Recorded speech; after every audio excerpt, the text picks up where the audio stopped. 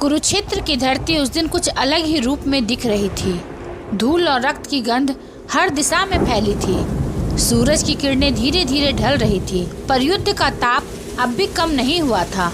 आकाश लालिमा लिए हुए था, मानो स्वयं सूर्य भी इस रक्तपात को देखकर स्तब्ध हो गया हो। सैनिक, घोड़े और रथ सब जैसे थक कर जमीन में धंस चुके थे।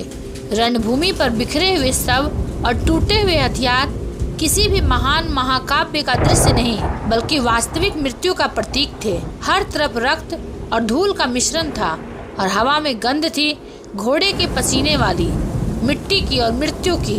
कौरव और पांडव सेनाएं दोनों ही अपनी पूरी शक्ति लगा चुकी थी।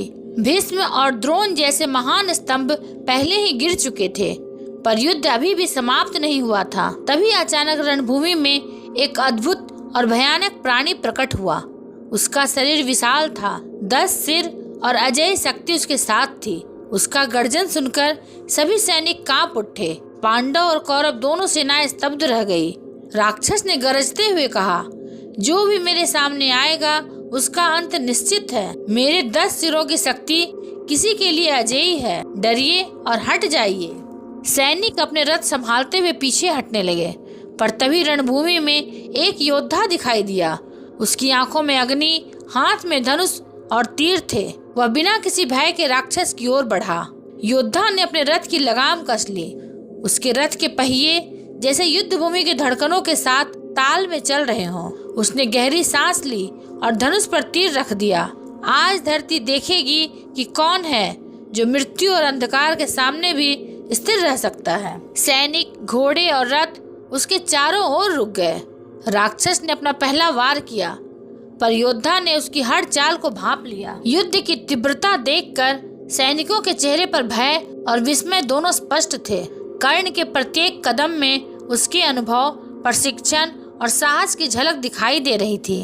कर्ण ने अपनी अद्भुत शक्ति दिखाते हुए एक ही वार में मायावी राक्षस के 10 सिर काट दिए। धरती कपकपाई, हवा में चीखें उठी। सैनिक चौंक गए। कोई विश्वास नहीं कर पा रहा था कि एक ही वार में यह कैसे संभव हुआ। राक्षस गिरा और उसकी विशाल छाया रणभूमि पर फैल गई। सभी सैनिक, चाहे पांडव हो या कौरव, उसकी वीरता को देखकर स्तब्ध थे। कर्ण ने अपने रथ को स्थिर किया। उसने कहा, जो अधर्मी और पापी है उनका अंत समय पर निश्चित है। इस धरती पर केवल न्याय ही विजयी होगा। राक्षस के अंत के बाद रणभूमि में सन्नाटा छा गया। सभी सैनिक उसकी वीरता पर दंग थे। कुछ चुपचाप पीछे हट गए, कुछ उसकी आंखों में झांकते रहे। कर्ण ने अपनी नजरें चारों ओर घुमाई। रणभूमि की धूल, रक्त, टूटे हुए हथियार और घायल सैनिक सब उसके अनुभव और साहस का साक्षी बने। सैनिकों की चुप्पी में केवल उसकी ही शक्ति झलक रही थी। कर्ण ने देखा कि रणभूमि में कितनी बर्बादी हुई है। उसके भीतर एक ज्वाला जल रही थी, पर वह केवल क्रोध की नहीं, बल्कि धर्म और न्याय की भावना से भरी थी। हर वार, हर तीर, हर निर्णय उसके भीतर की तीव्रता और अनुशासन का परिणाम था। सैनिक सोच रहे थे, यह कौन है जो अकेला राक्षस का अंत कर सकता है? कौन है जो मृत्यु से भी डरता नहीं? कर्ण चुप था, उसकी आंखों में ज्वाला अभी भी बरकरार थी। युद्ध की इस भीषण रात ने उसे और भी अजेय बना दिया। सूरज की पहली किरणें रणभूमि पर पड़ी। सभी घायल सैनिक और मृतक अब ध्यान में थे, लेकिन वही योद्धा जिसने 10 सिर वाले मायावी राक्षस का एक ही वार में अंत किया, अब भी अपने रथ पर स्थिर खड़ा था। पांडव और कौरव सभी की नजर उस पर टिकी थी। श्री कृष्ण ने कहा, यह वही है जो गुरु का पुत्र, युद्ध का महान योद्धा है। उसकी शक्ति और साहस अमर है। रात लौट आई, आकाश में बिजली गिरी, रणभूमि में सन्नाटा छा गया था। 10 सिर वाले मायावी राक्षस का अंत हो चुका था, लेकिन हवा में अब भी युद्ध की गूंज महसूस हो रही थी। सैनिक और रथ अब शांत थे, पर उनके मन में केवल यही सवाल था, कौन है यह जो अकेला राक्षस को समाप्त कर गया? कर्ण अपनी शक्ति और साहस से अभी भी अजेय प्रतीत हो रहा था। रथ के पहिए धीरे धीरे धूल पर गूंज रहे थे। उसके कदम और चाल जैसे हर सैनिक के हृदय में भय और सम्मान दोनों जगा रहे थे। पांडव और कौरव दोनों सेनाएं स्तब्ध थीं। भीम, अर्जुन और युधिष्ठिर के चेहरे पर मिश्रित भाव थे, विस्मय, भय और सम्मान। श्री कृष्ण ने गंभीर स्वर में कहा, जो योद्धा अकेले इतने विशाल राक्षस का अंत कर सकता है वह केवल अजेय ही नहीं बल्कि धर्म और साहस का प्रतीक भी है।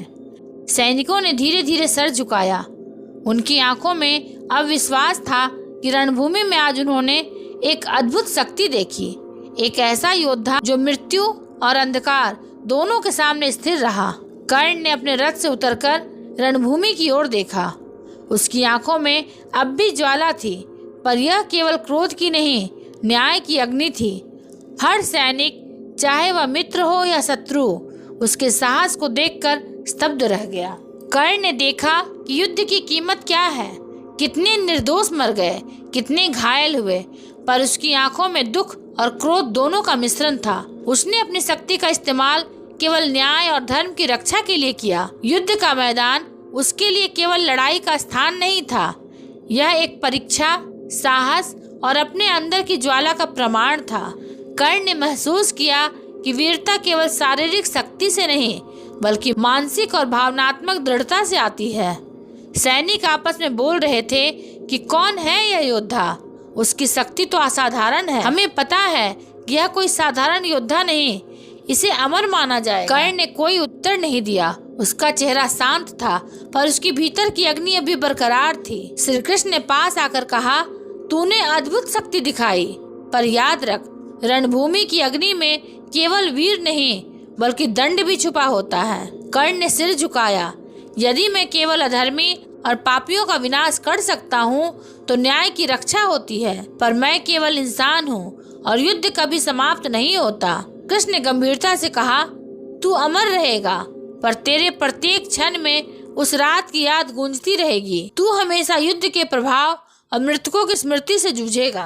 कर्ण की आंखों में आंसू थे, पर मृत्यु न होने की पीड़ा में उसका हृदय और जल रहा था।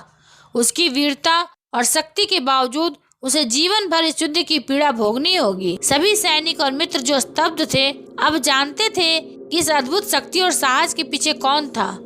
कर्ण ने अपना मुखौटा हटाया। रणभूमि में गूंजा उसका नाम, कर्ण। सभी सैनिक उसके साहस, वीरता और अद्भुत युद्ध कौशल के लिए स्तब्ध रह गए। कर्ण ने अकेले मायावी राक्षस को नष्ट करके रणभूमि का इतिहास बदल दिया।